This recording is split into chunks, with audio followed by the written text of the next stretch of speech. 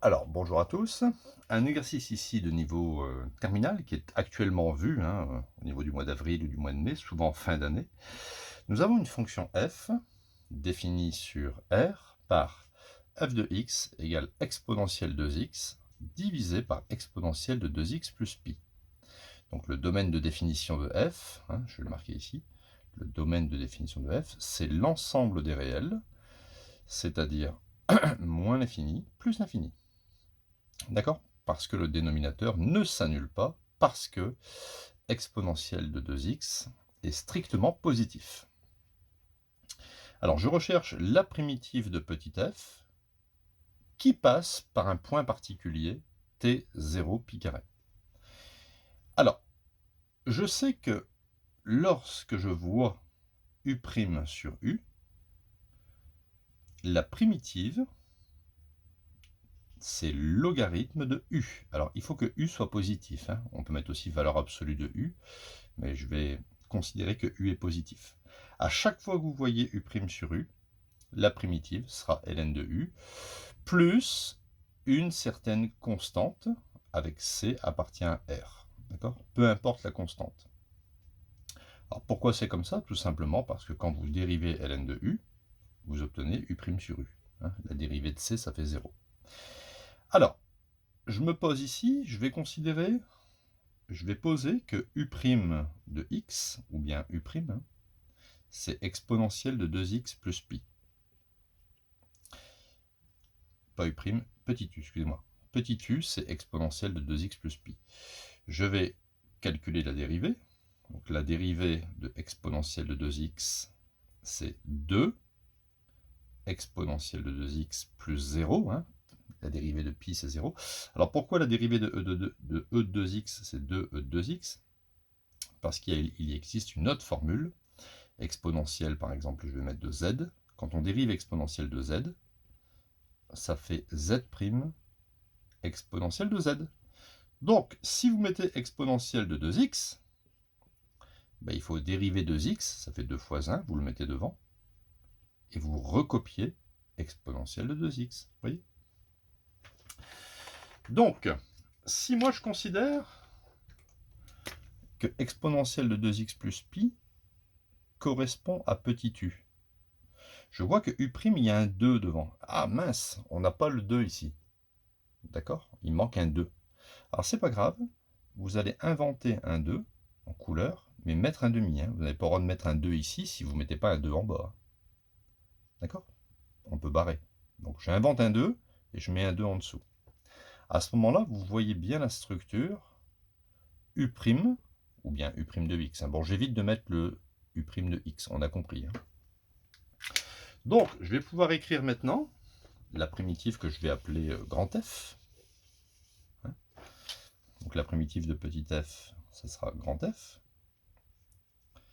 Ça sera donc logarithme. Alors il y a un 1/2 qui traîne, là je vais le laisser celui-là. Et u' sur u, je remplace ce bloc par logarithme de u, c'est-à-dire exponentielle de 2x plus pi, logarithme de u, et je rajoute une constante réelle. Donc vous voyez bien qu'à une fonction correspond ici une infinité de primitives, puisque vous pouvez mettre n'importe quoi à la place de c. Quand on va dériver grand F, on va obtenir petit f. Alors maintenant, je vais m'imposer la condition, d'accord? Quelle condition? C'est que cette fonction doit passer par le point T de coordonnées 0 et pour image pi carré. Ça veut simplement dire que f de 0, l'image de 0, doit être égale à pi carré. Donc je vais utiliser cette condition pour essayer de déterminer ici la valeur de c. Donc f de 0, je remplace x par 0. Donc ça fait 1/2 de logarithme exponentielle 2 fois 0 plus pi plus c égale pi carré. Ici, on a exponentielle de 2 fois 0, exponentielle de 2 fois 0, je vais le marquer ici, hein, exponentielle de 2 fois 0, c'est égal à exponentielle de 0, et c'est égal à 1. D'accord? Bon, ça, il faut le maîtriser. Hein. Donc là, ça fait 1 plus pi plus c égale pi carré. Je peux donc ici tirer facilement c de cette équation. Donc c, je vais passer ce bloc de l'autre côté. Donc ça fait pi carré moins 1 demi de logarithme de 1 plus pi. Éventuellement, c'est une propriété de la fonction logarithme. Le coefficient, ici, 1 demi, je peux le remettre en puissance sur le 1 plus pi. D'accord? Donc ça fait c est égal à pi carré, moins logarithme de 1 plus pi à la puissance 1 demi. Et éventuellement, c'est bien de le maîtriser aussi, une puissance 1 demi. Donc n'oubliez pas ici, hein, quand il y a ici 1 demi devant un logarithme, ou un 5, ou n'importe quoi, on peut le mettre en puissance sur le 1 plus pi. Donc là, ça va donner racine carrée. Voilà, c'est bien de maîtriser toutes ces notations, qui sont équivalentes d'ailleurs. Donc, on continue. Là, on a trouvé la valeur de C. D'accord? Maintenant, je vais recopier au final la primitive, hein, qui sera unique cette fois-ci, hein, puisqu'on s'est imposé une condition.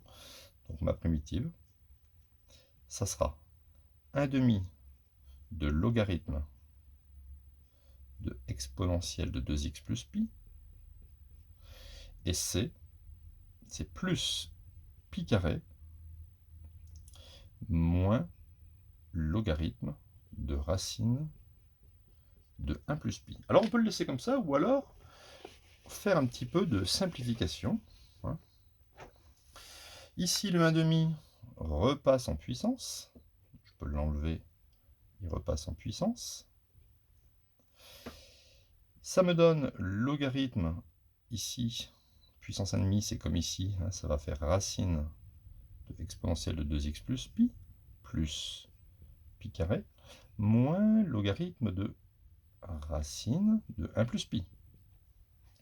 Or, vous savez que le logarithme de a moins le logarithme de b, c'est égal à logarithme de a sur b. Donc ça va jouer le rôle de a, et ça va jouer le rôle de b. On va donc obtenir logarithme de racine de exponentielle de 2x plus pi sur racine de 1 plus pi carré, et je peux tout remettre sous une seule racine, c'est-à-dire racine de exponentielle de 2x plus pi sur 1 plus pi carré. Et ça, voilà